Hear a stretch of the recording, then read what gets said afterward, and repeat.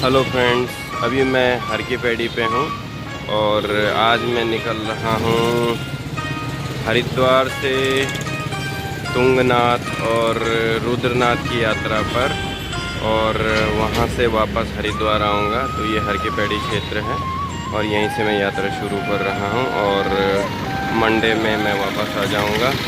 फिर बाकी डिटेल में मैं आपको बाद में बताऊँगा। जय श्री राम, जय गंगा, हर हर Gange.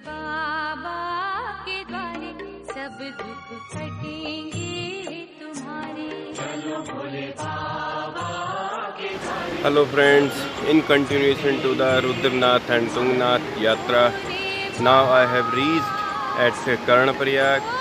Here you can see the Sangam of Alaknanda coming from this side, that is coming from Badrinath side, and this is Pindar, it's coming from other side, that is Tharali side, and both rivers are converging here, and this Sangam is called Karnaprayag.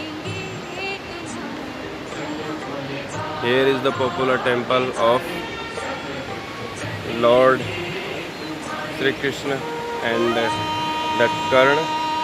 यहाँ पर ये कर्ण और कृष्ण का मंदिर है और ये पीछे कर्णप्रयाग शहर है और ये यहाँ पे कर्णप्रयाग संगम है।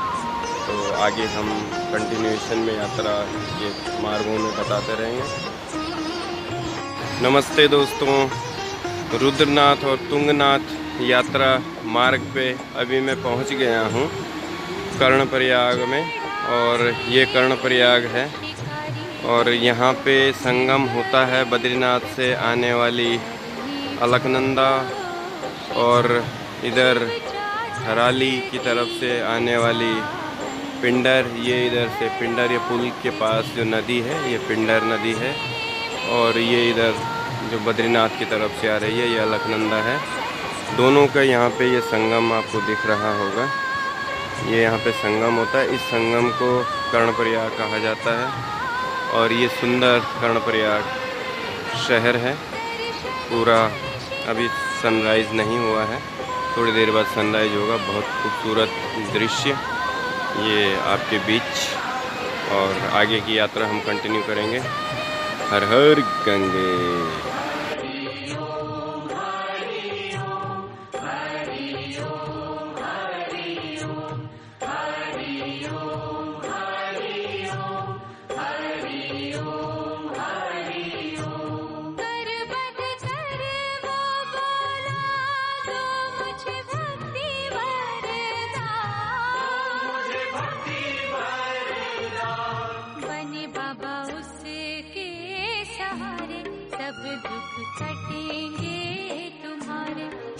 भोले बाबा के द्वारे सब दुख कटेंगे तुम्हारे।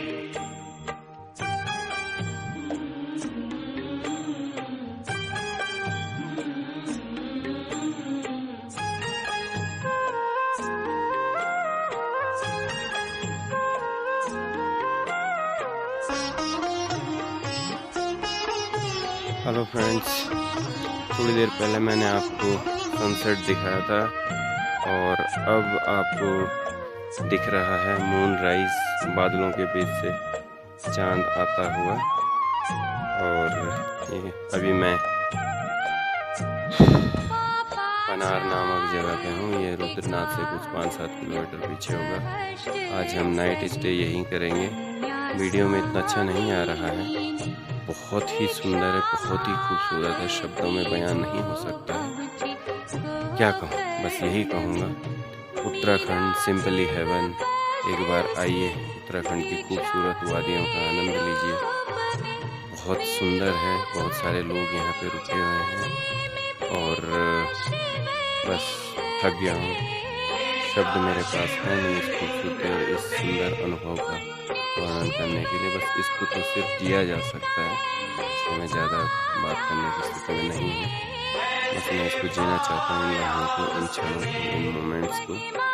And this was the moonrise. Good night, bye bye, will meet you again.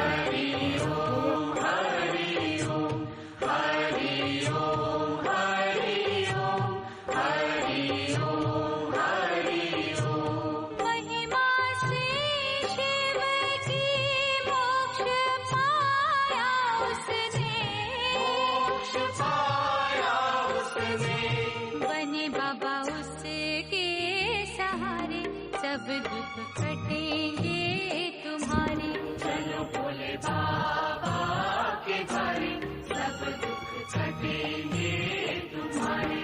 भोले बाबा, भोले बाबा, भोले बाबा, भोले बाबा, भोले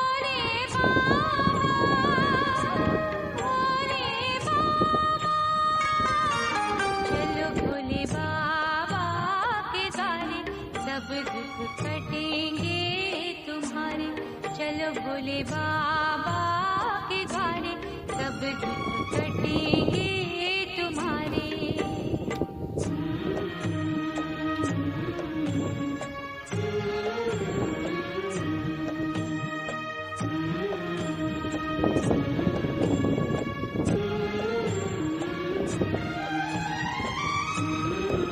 ये चौखंबा पीक है और ये इस पहाड़ी के पीछे रुद्रनाथ अब आने वाला है। ये देखिए, ये पीक्स हैं, हिमालयन पीक्स। और अब मैं दिखाता हूँ आपको। ये सामने वाली जो पीक है, ये नंदा देवी है, जो कि काफ़ी ऊंची पीक है। 7,817 मीटर हाइट है इसकी। ये वाली है, ये नंदा घुंटी है। और ये इसके साइड बाय पीक्स हैं। ये जगह है, इसको बोलते हैं पितृधार। यहाँ पे कौवे आते हैं, लोग अपने पितरों को कुछ ना कुछ चढ़ाते हैं, कौवे आकर के खा लेते हैं। ये माना जाता है कि कौवे ही हमारे पितर हैं और आकर के कुछ ना कुछ जो भी हमारी भेंट है श्रद्धानुसार हम चढ़ाते हैं। और लोग श्रद्धा भाव से अपने पितरों को कुछ ना कुछ अर्पित करते हैं। ये हमारे डॉक्टर साहब हैं, बड़े हिम्मती आदमी हैं। यहाँ पे एक ढाबा है, इस ढाबे में रहने की भी व्यवस्था है और खाने पीने की भी अच्छी व्यवस्था है। आपको यहाँ आना चाहिए।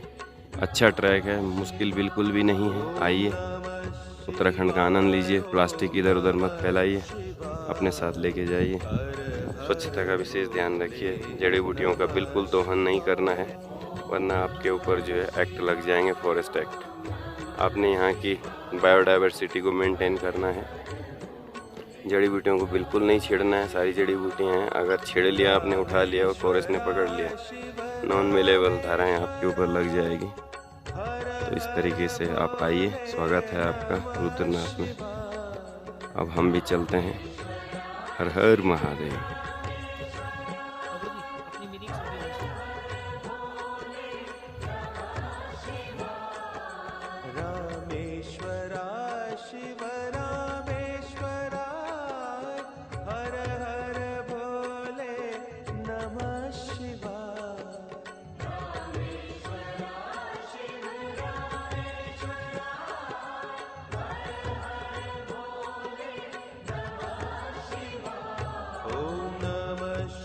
हेलो दोस्तों, ये जो सामने बादलों के पीछे जो पीक है, इसे बोला जाता है द्रोणागिरी। यह पीक का संबंध, इस पीक का संबंध रामायण से है।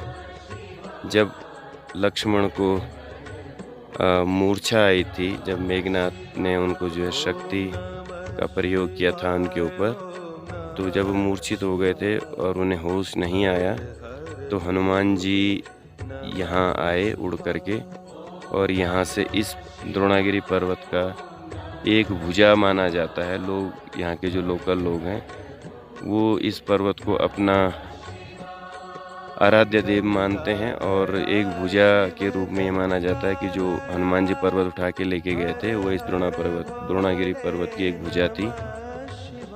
और यहीं से वो लेके गए लंका में, और तब वहाँ से संजीवनी बूटी सुसेन वैद्य ने उसमें से छांट के निकाली थी, क्योंकि हनुमान जी को ये पता नहीं था कि इन बहुत सारी जड़ी बूटियों में संजीवनी बूटी कौन सी थी। इसलिए वो पूरे पर्वत का एक भाग ही उठा करके लेके चले गए थे।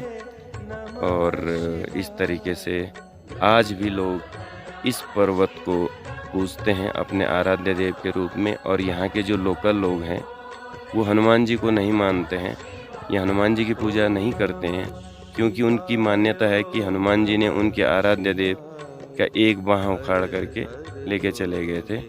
तो यह थोड़ा इस द्रोणागिरी पर्वत का रामायण से कनेक्शन मैंने आपको बताने की कोशिश की। और इसके बगल में देखिए जो ये आपको सबसे ऊंची वाली पीक दिख रही है, ये इस पीक को बोलते हैं नंदा देवी। इसकी हाइट 7,817 मीटर है, शायद कंफर्म मुझे ध्यान नहीं है, लेकिन है 7,000 के आसपास ये। और इसके बगल में जो छोटी है द्रोणागिरी पर्वत के बीच में और नंदा देवी पीक के बीच में जो है उसे नंदा घुंटी, यानी नंदा देवी का घूंघट जैसा आकार होने के कारण ऐसा लगता है, ऐसा माना जाता है यहाँ लोकल लोगों के द्वारा कि माँ नंदा जो है जब कैलाश जा रही थी शादी के बाद, तो यहाँ पे वो बैठी थी घूंघट ओढ़ करके, और इसी रूप में लोग प्रतीकात्मक रूप से इसको नंदा घुंटी कहते हैं। ये दाहिनी तरफ द्रोणागिरी, बीच में नंदा घुंटी और ये नंदा देवी, उसके बाद ये अन्य पीक्स हैं। और सबसे इस तरफ ये आपको जो दिख रहा है ये चौखंबा है। ये चौखंबा पीक है क्योंकि इसके 4 खंबे जैसे ये नज़र आता है, इसलिए इसे चौखंबा कहा जाता है लोकल में। और ये अन्य पीक्स और लास्ट में फिर से नंदा देवी, नंदा घुंटी एंड द्रोणागिरी। अब देखिए मैं जा रहा हूँ रुद्रनाथ के ट्रैक पे हूँ, 2-2.5 किलोमीटर बाद रुद्रनाथ मिल जाएगा। और ये लोग आ रहे हैं रुद्रनाथ से दर्शन करके, तो ओम नमः शिवाय।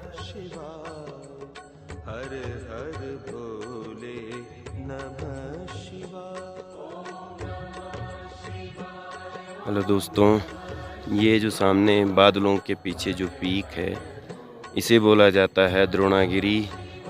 यह पीक का संबंध, इस पीक का संबंध रामायण से है।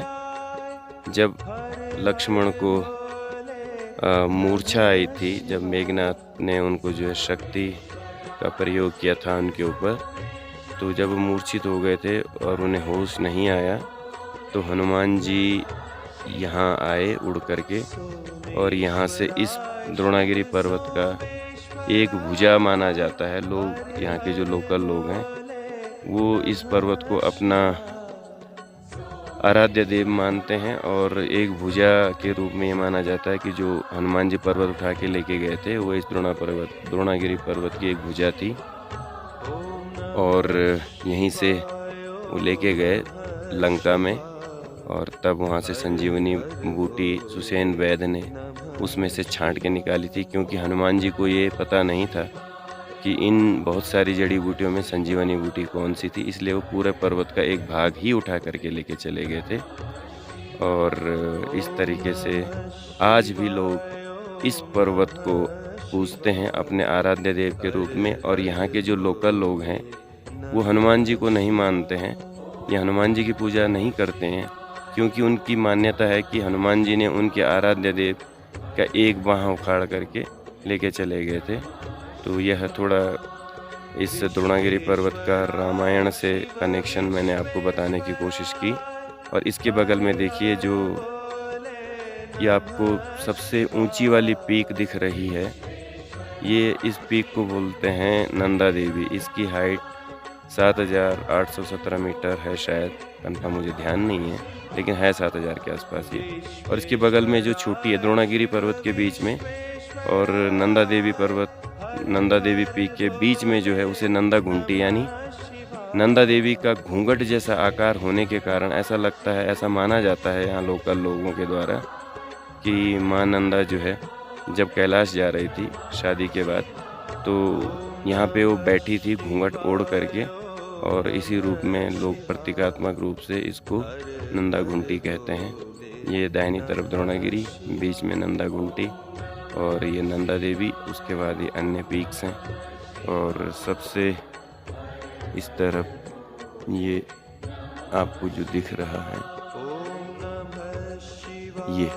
ये चौखंबा है। ये चौखंबा पीक है क्योंकि इसके 4 खंबे जैसे ये नज़र आता है, इसलिए इसे चौखंबा कहा जाता है लोकल में।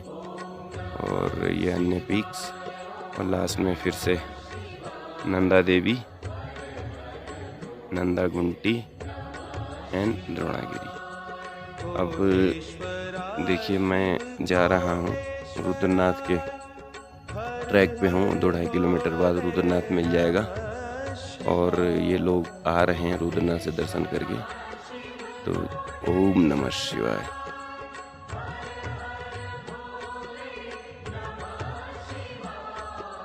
कोटेश्वरा शिव कोटेश्वरा हर हर भोले नमः शिवाय।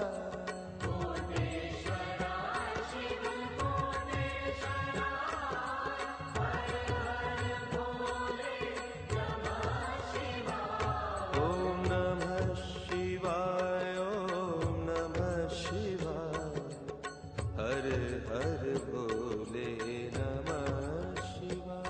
ओम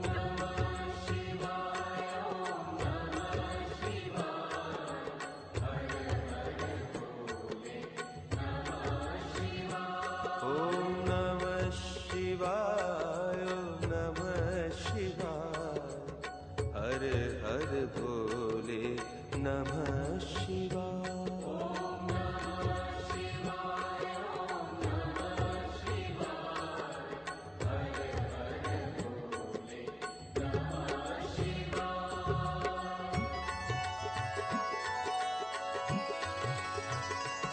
ओम नमः शिवाय ओम नमः शिवाय हर हर भोले नमः शिवाय।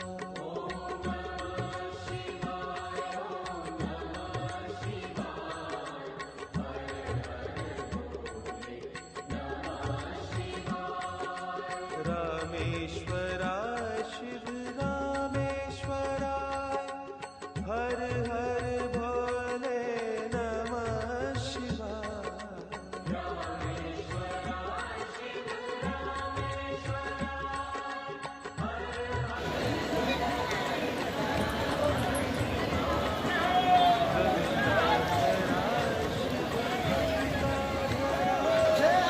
हर हर भोले नमः शिवाय।